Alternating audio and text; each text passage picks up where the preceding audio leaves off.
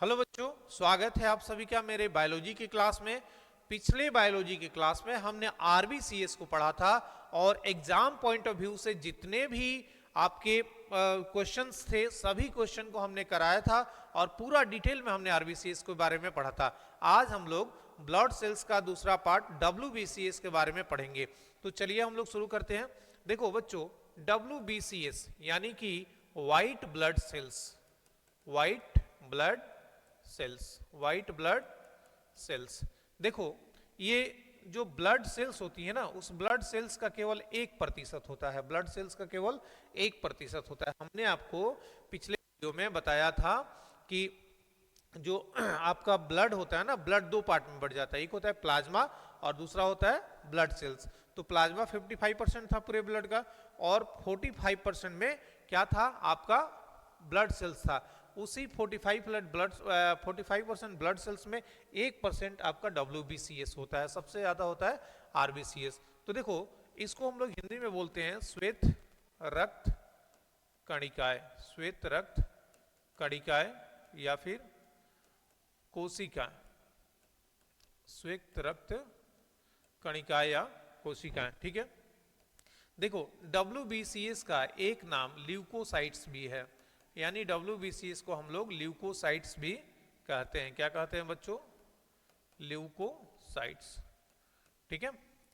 देखो, इसका नंबर क्या होता है, मतलब ये ब्लड में कितना मात्रा में पाया जाता है, नंबर ऑफ डब्ल्यूबीसीएस। ठीक है। तो देखो, 4000 से 9000, ठीक है, पर 100 mmQ ये पाया जाता है। यानी 100 mmQ ब्लड में ये 4000 से 9000 डब्ल्यूबीसीएस की संख्या आपको देखने को मिल सकती है।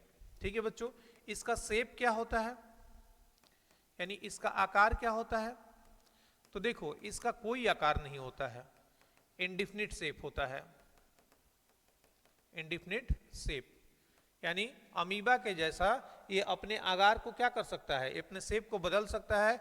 इसीलिए अमीबा के जैसा ये अपने आकार को बदल सकता है, इसीलिए इसके शेप को एमोबॉइड शेप भी कहा जाता है। ठीक है बच्चों।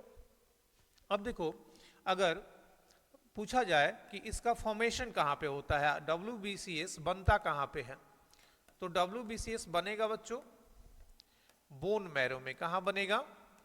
Bone marrow. कहाँ बनेगा बच्चों? Bone marrow. बोन मैरो को हम लोग बोलते हैं अस्थि मज्जा। अस्थि मज्जा, ये बोन मैरो होता क्या है, तो देखो आपका ये बोन होता है, ठीक है, ये आपकी हड्डी है, ठीक है, और हड्डी के बीच में एक लिक्विड पाया जाता है, इसी लिक्विड का नाम है बोन मैरो। क्या नाम है? बोन मैरो, यानी अस्थि मज्जा। ठीक है बच्चों। अब देखो, यहाँ एक क्वेश्चन अराइज हो सकता है। कैसा क्वेश्चन अराइज होगा कि जब बोन में ही बोन मैरो होता है और बोन मैरो में ब्लड बनता है, तो बच्चों के अंदर जो गर्भ में बच्चे रहते हैं उनमें अगर बोन जब नहीं रहता है तो उनके शरीर में ब्लड कहाँ से बनता है? तो देखो, जब बच्चों के शरीर में बोन नहीं रहेगा तो उनका ब्लड बनेगा लीवर में, और जब लीवर भी नहीं डेवलप हुआ रहेगा तो योक सेल्स होती है फीमेल के अंदर, अंडा कोशिकाएं होती हैं, योक सेल्स जिसको इंग्लिश में बोलते हैं, उसमें क्या होता है, उनका ब्लड बनता है। तो देखो, जब हड्डी नहीं होगी, हड्डी होगी तो बोन मैरो में बनेगा, हड्डी नहीं होगा तो लीवर में बनेगा, और लीवर भी नहीं होगा तो योक सेल्स में बनेगा। ठीक है। तो ये तीन कंडीशंस होते हैं। उसके बाद जब ये बना है आपके बोन मैरो में, तो ये कहीं ना कहीं तो मरेगा। तो ये मरता है, कहाँ मरेगा बच्चों? स्प्लीन में। आरबीसीएस भी आपका स्प्लीन यानी कि प्लीहा, या फिर इसे हम लोग तिल्ली कहते हैं, प्लीहा या तिल्ली, ठीक है, में ये मर जाता है। ठीक है बच्चों, आप लोग इसे नोट कर लेंगे, फिर हम लोग आगे बढ़ेंगे। तो मैं इसे इरेज कर देता हूं।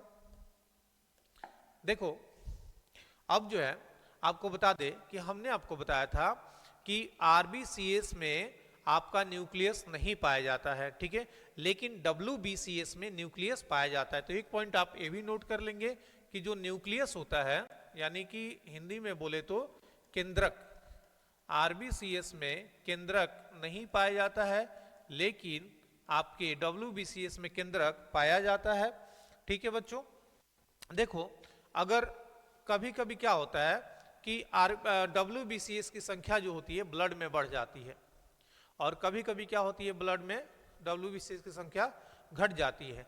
तो देखो जब ब्लड में WCS की संख्या ज़्यादा हो जाएगी तो भी बीमारी होता है और कम हो जाएगी तो भी बीमारी होती है। तो जब excess amount of WBC blood में होगा तो उसे बोलेंगे ल्यूकेमिया। क्या बोलेंगे? ल्यूकेमिया। तो देखो ये भी पॉइंट नोट करने लायक है कि अगर एक्सेस ऑफ WBC ज्यादा WBC ब्लड में होगा तो उस बीमारी होता है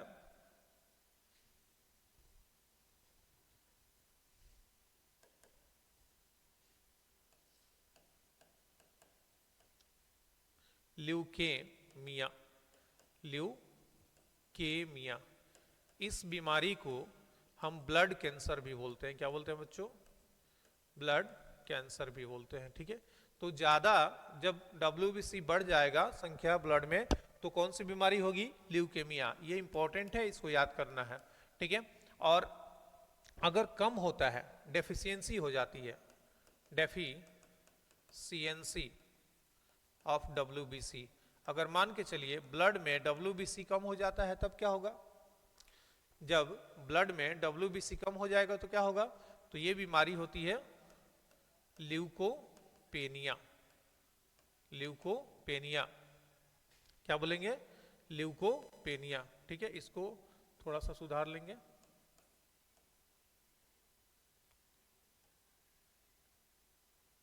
ल्यूकोमिया। ठीक है, LEUKOMI, ल्यूकोमिया। ल्यूकोमिया। ठीक है, ल्यूकेमिया होगा। समझ में आ रही बात? तो जब WBCS बढ़ेगा तो क्या होगा? ल्यूकेमिया नामक बीमारी होगी, और जब WBS घटेगा तो ल्यूकोपेनिया होगा। तो देखो WBCS का काम क्या होता है? WBCS का काम होता है रक्षा करना, शरीर का रक्षा करना, रोगों से लड़ने की क्षमता प्रदान करना। तो जब WBCS की संख्या कम होगी तो क्या होगी? रोगों से लड़ने की क्षमता कम हो जाएगी। ठीक है बच्चों, तो याद रखना है कि जब ज्यादा WBC होगा तो क्या होगा? ल्यूकेमिया बीमारी होगा जिसको ब्लड कैंसर भी बोलते हैं, और कम WBC होगा, ठीक है, तो क्या होगा?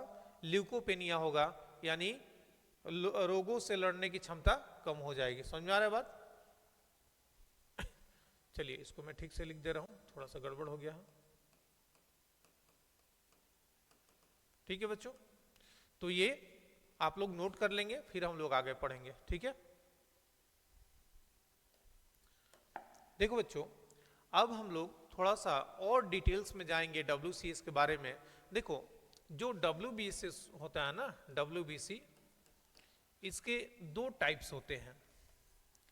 WBCS के दो टाइप्स होते हैं। कितने टाइप्स होते हैं? दो। एक होता है ग्रेनुलोसाइट्स, ग्रेनुलोसाइट्स, ठीक है, एक होता है ग्रेनुलोसाइट्स, ठीक है, कनिकामय, हिंदी में इसे बोलेंगे कनिकामय, और अकनिकामय, अकनिकामय। ठीक है, देखो जिस WBCS के साइटोप्लाज्म में, जिस WBCS के साइटोप्लाज्म में ग्रेनुअल्स पाए जाएंगे, यानी कि दाना पाया जाएगा, उसे बोलेंगे ग्रेनुलोसाइट्स। ठीक है, जिस WBC के साइटोप्लाज्म में यानी कि जीव द्रव्य में आपके ग्रेनुअल्स यानी कि दाना पाया जाएगा उसे बोलेंगे ग्रेनुलोसाइट्स। और जिस WBC सेल्स के साइटोप्लाज्म में ग्रेनुअल्स नहीं होंगे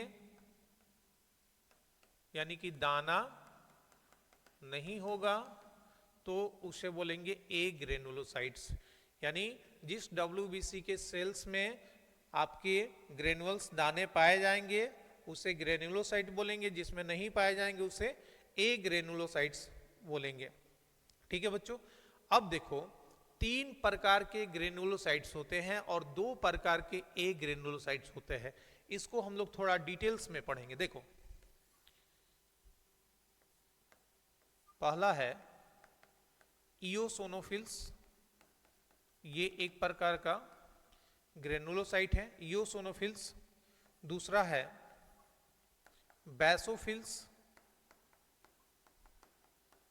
ठीक है। तीसरा है न्यूट्रोफिल्स, न्यूट्रोफिल्स। अब देखो ग्रेनुलोसाइट 3 प्रकार के इओसोनोफिल्स, बैसोफिल्स और न्यूट्रोफिल्स। आपको बता दे बच्चों कि न्यूट्रोफिल्स सबसे ज्यादा डब्ल्यूबीसीएस में होता है। 52 से 62% लगभग इसकी संख्या होती है डब्ल्यूबीसी में। आपसे यहाँ पे क्वेश्चन पूछा जाता है एग्जाम्स में कि डब्ल्यूबीसी में किसकी संख्या सबसे ज्यादा होती है, तो आपका आंसर होगा न्यूट्रोफिल्स। क्या होगा? न्यूट्रोफिल्स। समझा रही बात? लगभग 54 से 62 या 52 से 62% इसकी संख्या रहती है। देखो बच्चों ये दो जो होते हैं ना इओसोनोफिल्स और बेसोफिल्स, ये एलर्जी को रोकते हैं, स्टॉप एलर्जी।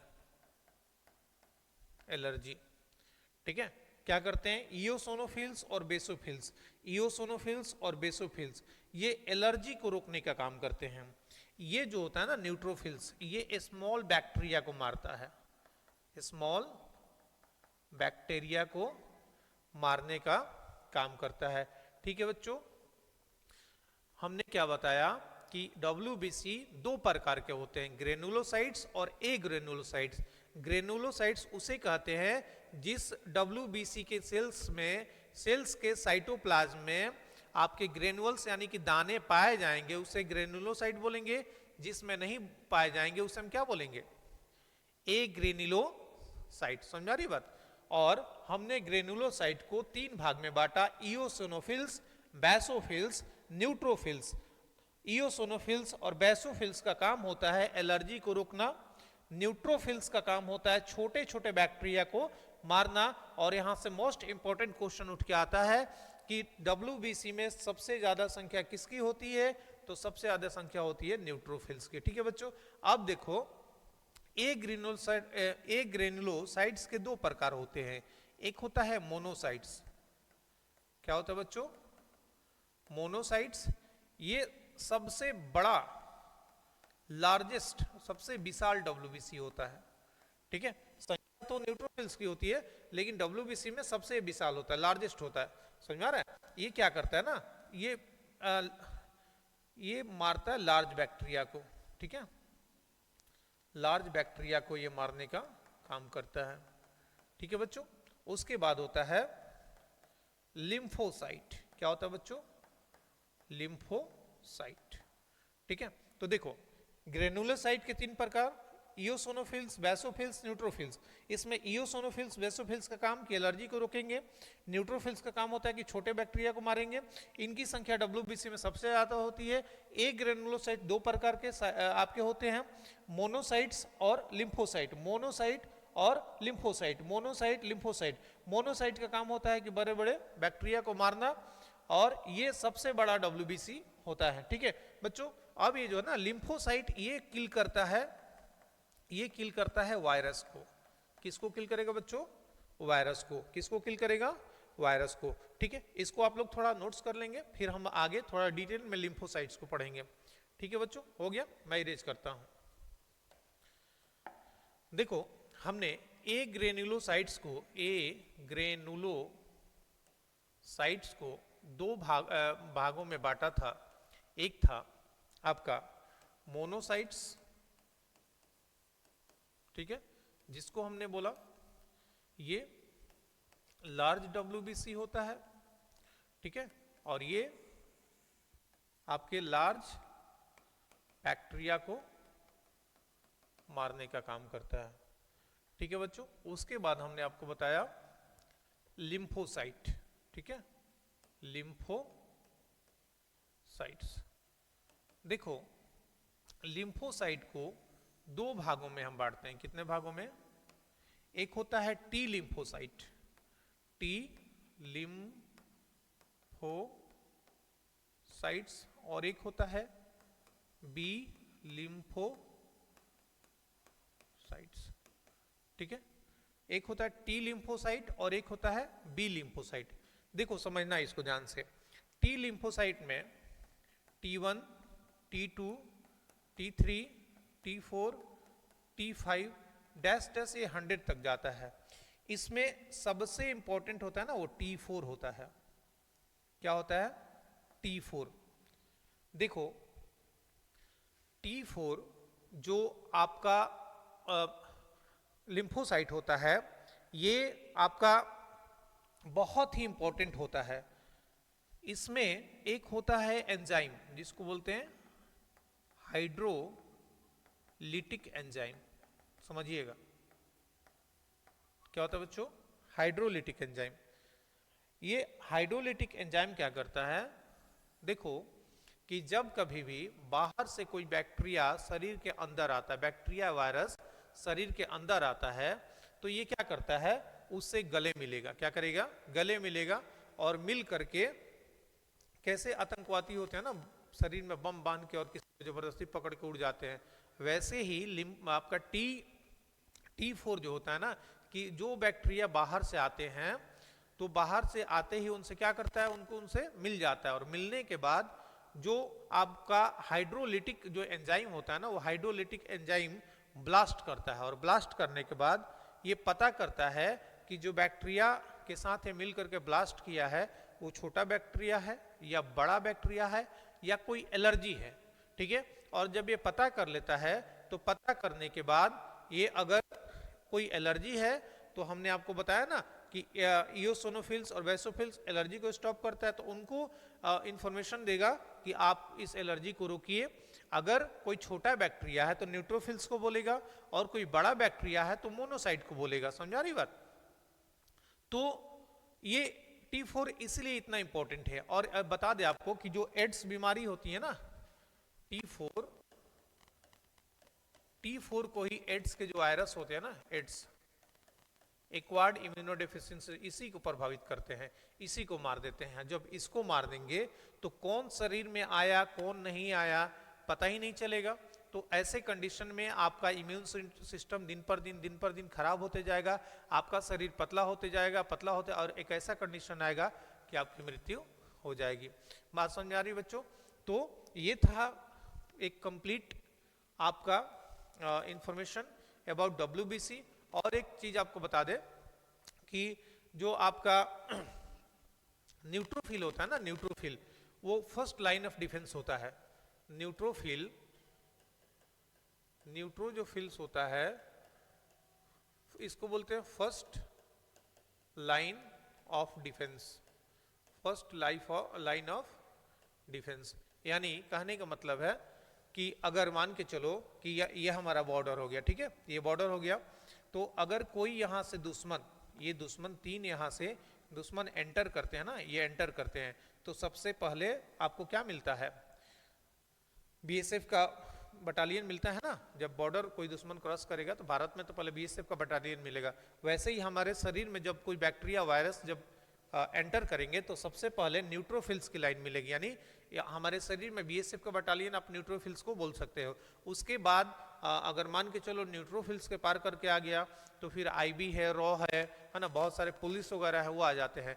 तो जो न्यूट्रोफिल्स के बाद जो इयोसिनोफिल्स, बैसोफिल्स, आप लिम्फोसाइट, मोनोसाइट पढ़ते हो ना, वो आपके आर्मी, रॉ, पुलिस, इनको आप बोल सकते हो।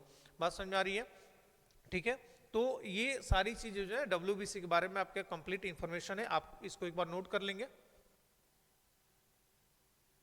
ठीक है बच्चों, अब हम लोग जो है ना इस क्लास को, आज के क्लास को थोड़ा सा मतलब इस टॉपिक को खत्म करेंगे और दूसरा टॉपिक शुरू करेंगे। देखो एलर्जी जो होता है ना, एलर्जी का अगर पूछा जाए कि एलर्जी का मतलब क्या होता है, तो देखो एलर्जी का मतलब होता है नौटंकी। क्या होता है? नौटंकी। जब आप किसी चीज को जरूरत से ज्यादा रिएक्ट करोगे ना, जरूरत से ज्यादा जो आप शो अप करोगे तो नौटंकी होता है। तो एलर्जी भी क्या है? एक तरीके का नौटंकी है। ठीक है बच्चों, आज की क्लास खत्म करते हैं और शुरू करेंगे। धन्यवाद।